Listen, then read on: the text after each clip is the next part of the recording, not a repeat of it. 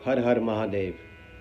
प्यारे दोस्तों और पुण्य आत्माओं, आज हम बात पितर दोष पर ही करते हैं।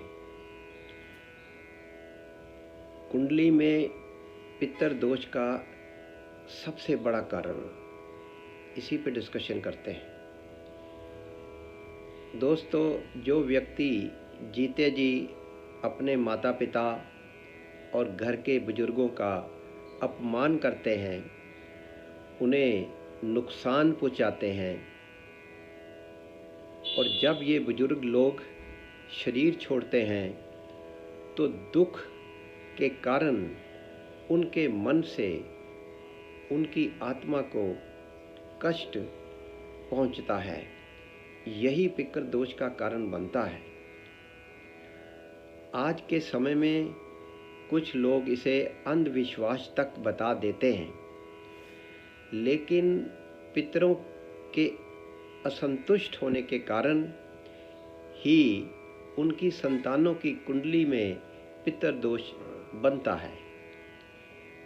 पितर दोष व्यक्ति की प्रगति का एक बड़ा कारण भी बनता है। पितर दोष के कारण व्यक्ति के सांसारिक जीवन में तथा आध्यात्मिक साधना में बाधाएं उत्पन्न होती हैं। कुछ परिवारों में ऐसा दिखाई देता है मानो संपूर्ण परिवार पर कोई प्रेत साया है, जिसकी वजह से कुछ सदस्यों को विविध प्रकार की समस्याओं का सामना भी करना पड़ता है। जैसे हमेशा नकारात्मक सोच, पितर दोष के लक्षण, विवाह न हो पाना, वैवाहिक जीवन में अशांति का होना, गर्भ धारण में समस्या, गर्भपात, मानसिक दृष्टि से विकलांग बच्चे अथवा विशिष्ट समस्याओं से ग्रसित बच्चे पैदा होना, घर में बीमारी हो जाना, घर में कोई मंगल कार्य न होना, व्यापार में दिक्कत आना आदि। प्रतिदिन इष्ट देवता व कुल देवता की पूजा करने से भी पितर दोष का शमन होता है। और भी इसके बहुत सारे मंत्र हैं। यदि आप अपने घर में प्रतिदिन पूजा पाठ करते हैं, ज्योत जलाते हैं, तो निश्चित ही आपके पितर आप पर प्रसन्न होंगे। घर में स्त्रियों का सम्मान, यदि आप अपने घर की बहन, बेटी, बहू या पत्नी का सम्मान करते हैं, जिस घर में स्त्री के आंसू गिरते हैं वहाँ सब कुछ नष्ट हो जाता है। ये अक्सर हमने देखा है।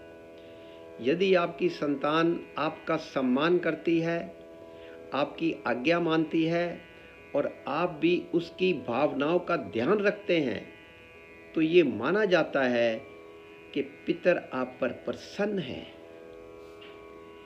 हमारे पितर या पूर्वज कई प्रकार के होते हैं।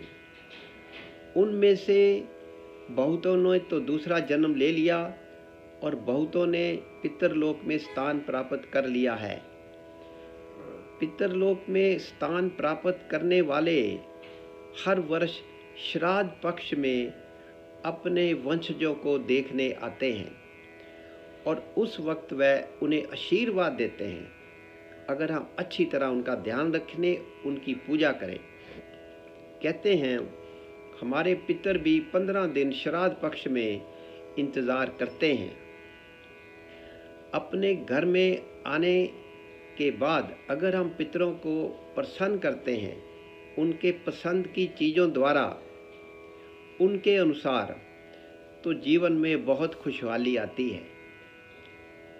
जैसे हम लोग अपने घरों में कोई भी मांगलिक कार्य करते हैं, कोशिश करते हैं कि बहुत अच्छे तरीके से हो, सारे रिश्तेदारों और मित्रों को आमंत्रित करते हैं और उसके बाद लोग उस कार्य या पार्टी की चर्चा करते हैं। वैसे ही हमारे पितर अपने उस लोक में अपने परिवार की चर्चा करते हैं और हमको आशीर्वाद देते हैं, अगर हमने अच्छी तरह उनकी सेवा करी हो पितृ पक्ष में।